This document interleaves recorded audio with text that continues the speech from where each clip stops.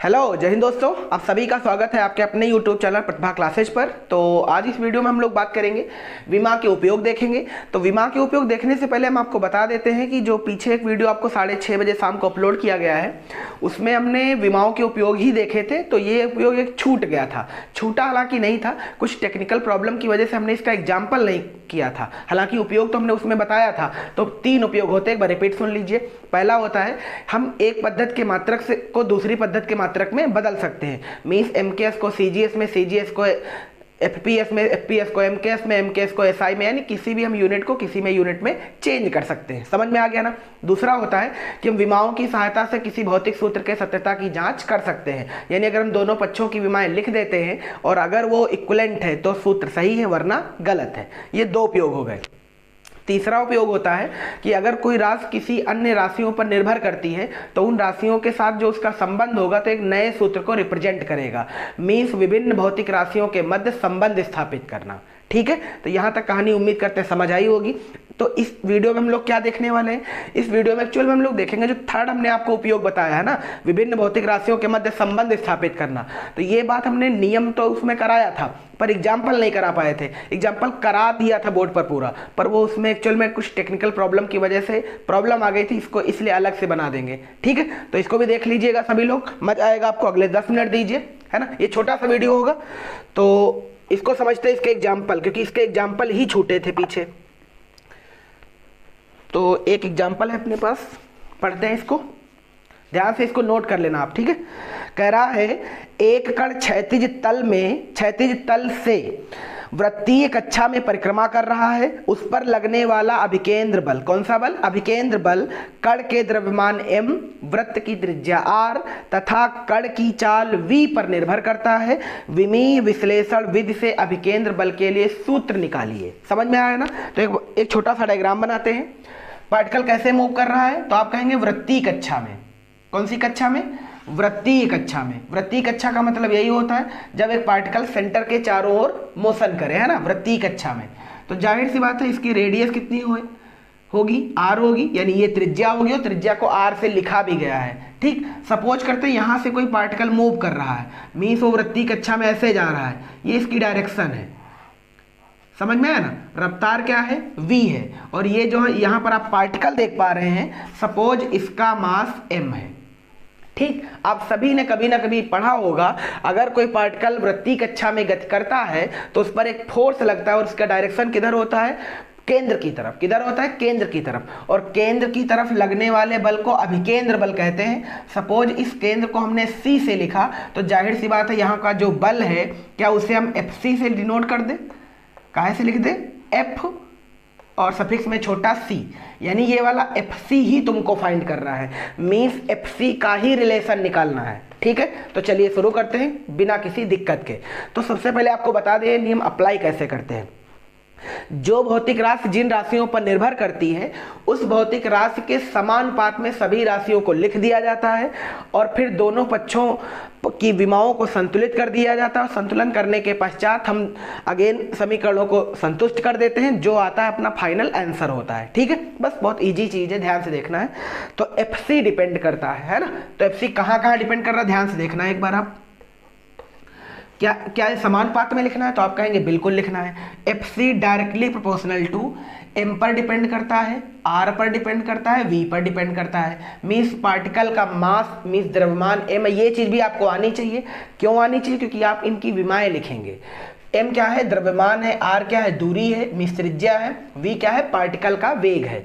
Means जो force है वो m पर डिपेंड करता है, r पर डिपेंड करता है और v पर डिपेंड करता है। उम्मीद करते हैं यहां तक समझ आया होगा। ठीक है, अब क्या करना है, अब इस कांस्टेंट को हटाएंगे।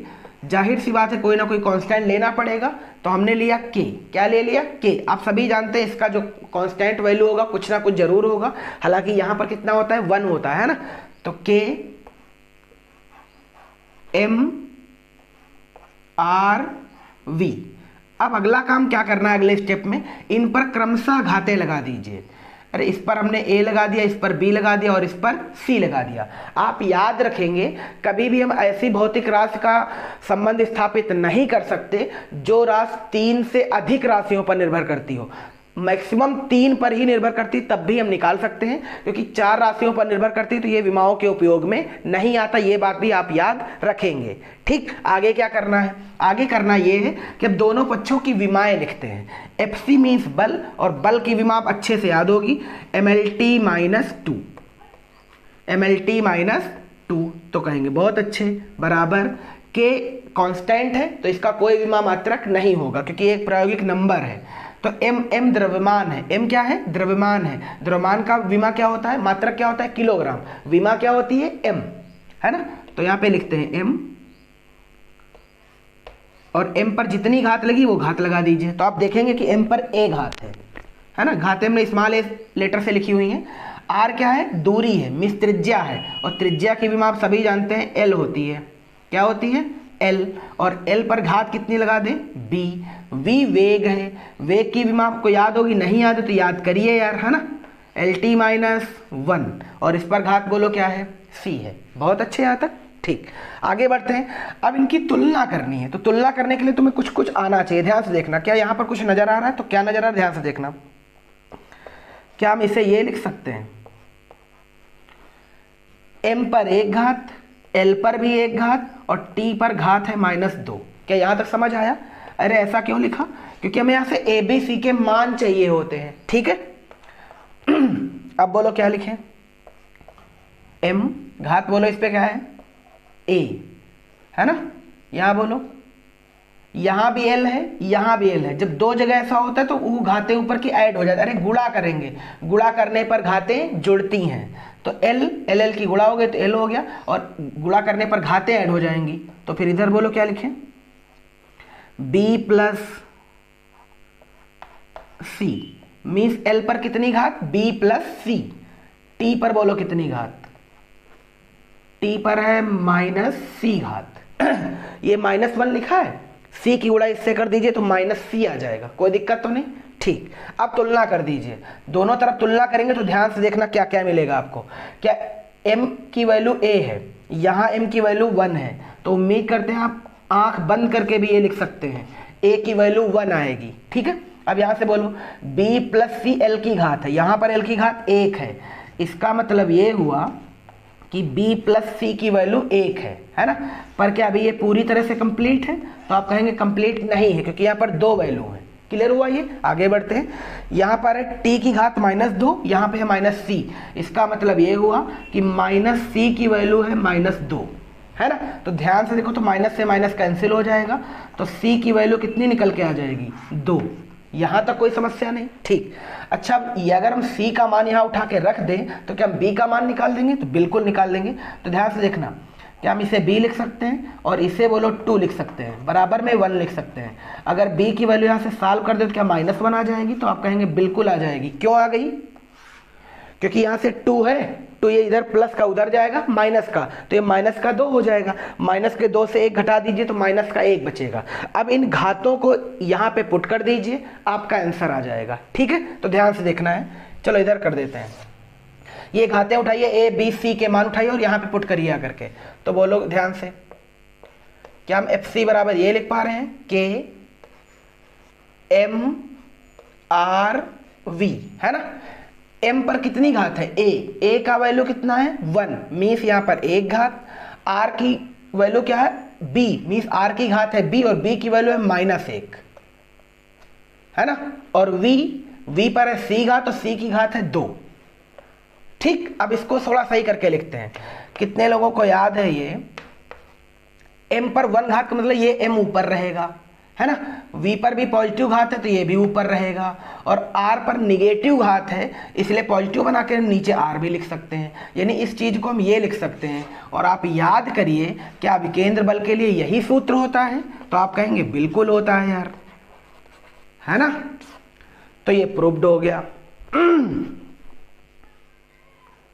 ठीक, तो ये विमाओं का थर्ड उपयोग था जिसका एग्जाम्पल छूटा था, तो इसको अच्छे से करना सीख लीजिए। हालांकि ये पूछा नहीं जाता है ना। ये फर्स्ट ईयर वालों के लिए बहुत मस्ट है, पर इंटर वालों के लिए मस्ट प्रूफ करना नहीं है, पर सीखना कोई हर्ज नहीं है। ज्ञान ज्ञान है ना। कहीं से जितना भी मिल जाए बटोरते रहो। समझ में आ रहा? यहाँ तो फ्री में मिल रहा है यार। क्लियर हो गया? तो ये कॉन्सेप्ट नोट कर लेना। ठीक, एक दो सवाल हैं उनको भी करा देते हैं और इसी के साथ ये क्लास एंड करते हैं। ठीक, कुछ नए टाइप की देख लीजिए विमा वगैरह। आप अपनी बुक से जितने भी सूत्र हैं उन सभी का विमा वगैरह निकाल लीजिए। ठीक, कभी कोई दिक्कत नहीं आएगी। तो सवाल है ये, कुछ ऐसे भी देखने को मिलेंगे, वेग बराबर दाब बटे में एक्स और यहाँ पे लगा है रूट। ठीक है, कह रहा है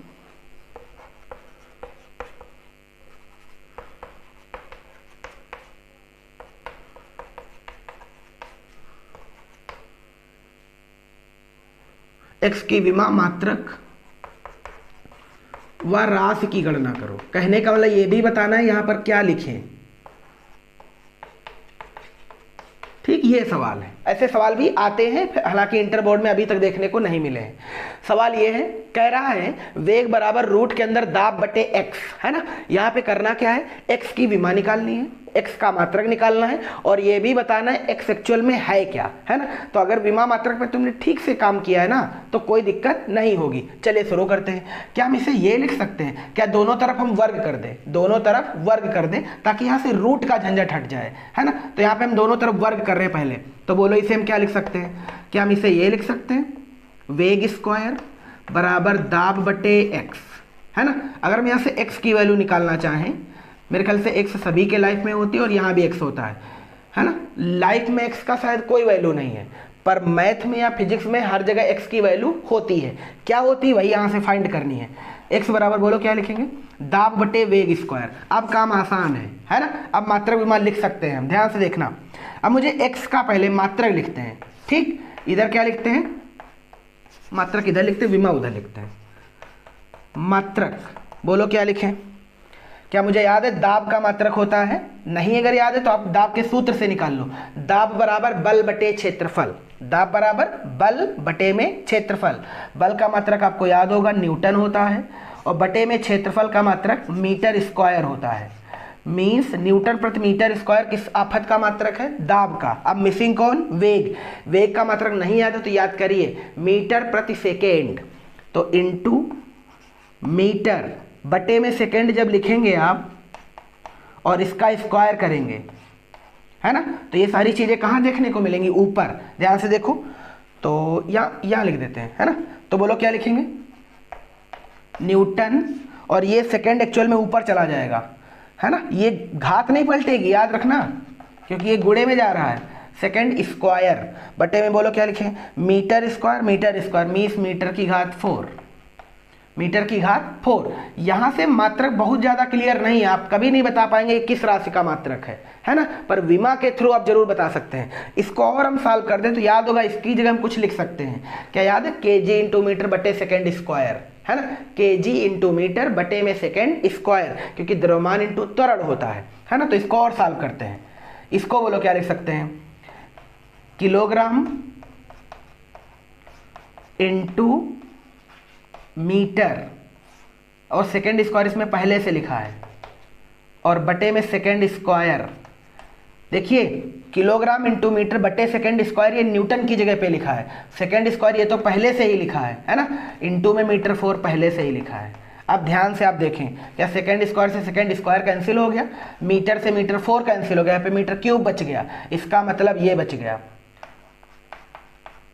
मात्रक बच गया ये किलोग्राम प्रति मीटर क्यूब, किलोग्राम प्रति मीटर क्यूब। अगर थोड़ा भी सेंस आप लगा रहे हो तो क्या ये साफ साफ लिखा है, एक्स की वैल्यू लिखिए, ये द्रव्यमान बटे आयतन। अरे एक्स बराबर लिखा है द्रव्यमान बटे आयतन, और याद करो द्रव्यमान बटे आयतन किसका सूत्र होता है, तो आप कहेंगे घनत्व का सूत्र तुमने पढ़ा होगा, घनत्व बराबर द्रव्यमान बटे आयतन। इसका मतलब जो एक्स का मात्रक है वो घनत्व को रिप्रेजेंट कर रहा है। इसका मतलब यहाँ पे किसे डिनोट करेंगे, घनत्व को। विमा भी लिख देते हैं यार। विमा बोलो कैसे लिखें क्या मुझे अगर मात्रा लिखना आता तो विमा तो और तेजी से आता है। केजी की विमा बोलो एल, मीटर क्यूब की एम, और इस पर क्यूब लगा तो इस पर भी क्यूब लगा दो। आंसर बोलो, आप कहेंगे m-3l, m-3l, है ना। और m-3l रिप्रेजेंट किसको करता है, घनत्व को। तो x की वैल्यू बोलो क्या है, घनत्व। समझ में आया सभी को? ठीक, ये बहुत अच्छा सा सवाल है और ये सवाल सब फर्स्ट ईयर की क्लासों में बड़े मस्त सवाल है, बहुत पूछे जाते हैं, है ना। हालांकि इंटर में नहीं आते हैं पर प्रैक्टिस करने में कोई हर्ज नहीं है, ताकि आप सेंसिटिविटी भी आपके अंदर आ जाए, ताकि आप ये समझ सके कौन सी आफत कौन है ना। जैसे अभी आपने केजी पर मीटर क्यूब जैसे ही आया तो आपको द्रव्यमान बटे आयतन दिख गया होगा, है ना, क्योंकि द्रव्यमान का मात्रक किलोग्राम होता है और आयतन का मात्रक मीटर क्यूब होता है। तो आप याद करिए द्रव्यमान बटे आयतन किसका सूत्र होता है, तो आप कहेंगे घनत्व का सूत्र पढ़ा नजर आता है, घनत्व बराबर द्रव्यमान बटे में आयतन, कोई दिक्कत नहीं है। ठीक, तो ये तो हो गया एक सवाल और एक टाइप का करा देते हैं आपको, है ना, उसके साथ ही क्लास एंड करते हैं।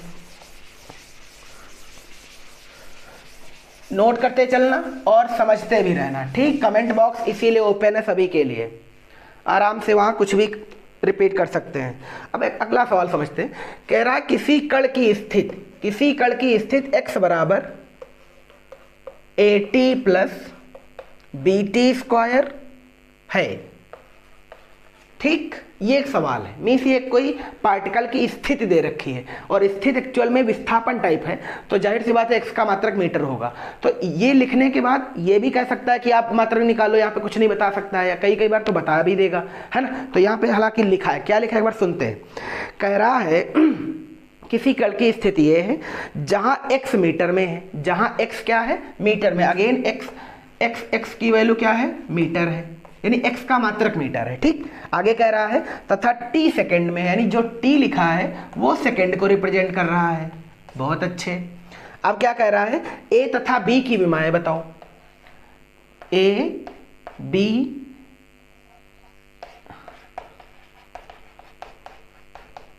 की विमाएं, ठीक।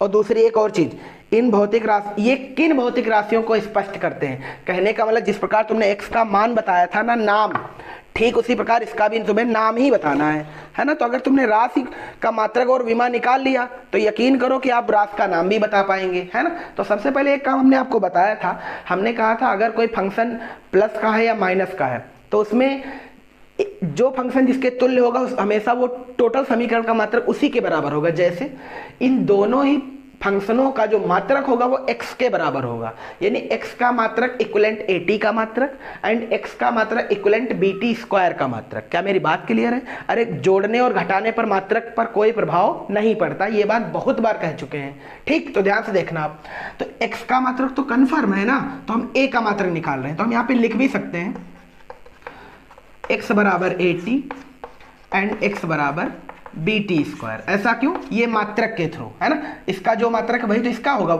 इसका जो मात्रक वही तो इसका होगा, तो इसका मात्रक क्या है, मीटर, इसका भी मात्रक मीटर, है ना। अब मुझे a का लिखना है तो एक एक फंक्शन उठा लो यहाँ से, है ना। तो हम ये इस वाले से लिख रहे हैं, a बराबर बोलो यहाँ से क्या लिखें, तो आप कहेंगे x अपान t लिख दो यार, ठीक। x का विमा बोलो क्या होता है, अरे मात्रक मीटर है ना, t का मात्रक सेकेंड है, तो आप कहेंगे मीटर पर सेकेंड आ गया। मीटर पर सेकेंड तुम्हें याद होगा वेग या चाल का मात्रक होता है, किसका होता है, वेग या चाल का। अब ये भी कंफर्म कैसे बताएं वेग या चाल है, तो थोड़ा सा और पीछे चलते हैं, क्या इस फंक्शन को सही से पढ़ना चाहिए। ये कह रहा है कण की स्थिति है और कण की स्थिति सदिश राशि होती है, कैसी राशि, सदिश राशि। अगर ये सदिश है तो 100% ये राशि भी सदिश होगी, इसका मतलब ये वेग होगा, क्या होगा, वेग, है ना। तो अब बोलो यहाँ से विमा क्या लिखें, क्या इसकी L होती है, इसकी T होती है, सॉल्व करेंगे तो LT माइनस 1 आएगा और LT माइनस 1 आएगा तो बोलो A का नाम क्या होगा, वेग, ठीक। अब अगला काम कर लेते हैं, इधर ये वाला फंक्शन उठा लीजिए, B की वैल्यू लिखनी है x अपान टी स्क्वायर, ठीक है। मात्रक बोलो, ये मीटर और बटे में सेकेंड स्क्वायर। कितने लोगों को समझ है, ये तो पढ़ा सा नजर आ रहा होगा। अगर ये तुम्हें पढ़ा सा नजर आ रहा तो ये त्वरण दिखेगा, क्या दिखेगा, त्वरण। विमा बोलो क्या लिखें, मीटर की L, इसकी T square, answer LT minus 2, है ना। B का नाम बोलो, त्वरण। अरे सदिश राशि है ये भी, त्वरण भी कैसी राशि, सदिश राशि। तो इसी के साथ कंप्लीटली हमने डायमेंशनल एनालिसिस कंप्लीट किया, मीन्स विमीय विश्लेषण पूरी तरह से एंड हुआ। अगर आपको अब भी ये चैप्टर नहीं आया है तो वीडियो को आप बार बार करके देख सकते हैं, है ना। स्क्रीन को रोकिए, फिर से रिवर्स कीजिए, फिर से देखिए, है ना। और वीडियो अच्छा लगे तो अपने दोस्तों को भी शेयर करना ना भूलें, आप इतना तो कर ही सकते हैं। क्लियर कर दें, कोई दिक्कत, समझ में आया ना सभी को? कमेंट बॉक्स ओपन है, प्रोफाइल में व्हाट्सअप नंबर भी है, आप वहाँ पर अपनी प्रॉब्लम शेयर कर सकते हैं। ठीक, मिलते हैं नेक्स्ट वीडियो में और वहाँ पर हम लोग बात करेंगे वेक्टर और स्केलर राशियों की, मीन सदिश और अदिश राशियों की। उन चैप्टर्स को, यानी एक चैप्टर और बेसिक है, उस चैप्टर को पढ़ने के बाद हम लोग इंटर की फिजिक्स पढ़ना शुरू करेंगे, जो कि हमने पहले सिलेबस आपको नोट डाउन करा दिया है। ठीक है, तो मिलते हैं नेक्स्ट वीडियो में, तब तक के लिए थैंक्स फॉर वॉचिंग, धन्यवाद।